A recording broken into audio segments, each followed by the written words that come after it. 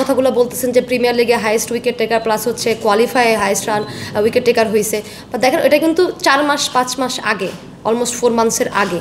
So এই 4 মাসে কিন্তু অনেক কিছু চেঞ্জ হয়েছে। আমি বলবো না, স্যার যেটা বললেন সেটা আসলে ডিফারেন্ট ওয়েতে উনি এক্সপ্লেন করছেন।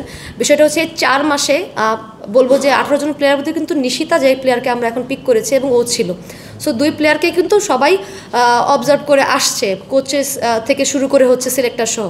সো সেখান থেকে মনে হয়েছে প্র্যাকটিস ম্যাচেস বলেন, প্র্যাকটিস বলেন এবং সব কিছু থেকে মিলিয়ে নিশিতাকে বেটার মনে হয়েছে, তার জন্যই নিশিতাকে পিক করা হয়েছে। এবং সুমনা যে ভালো প্লেয়ার না তা না, সুমনা অবশ্যই প্রুভ করে এসেছে। প্রত্যেকটা সময় দেখা যায় কি, দেখেন যারা 19-20 হয় অনেক সময় প্লেয়ার, তখন কিন্তু আপনি 20কে পিক করবেন, তার মানে এই না যে তাকে আমরা আসলে একদম সাইড ডাউন করে দিছি। তারা এখনও অপরচুনিটিস অনেক বেশি আছে এবং অনেক বেশি, আমি বলবো অনেক ভালো একটা প্লেয়ার।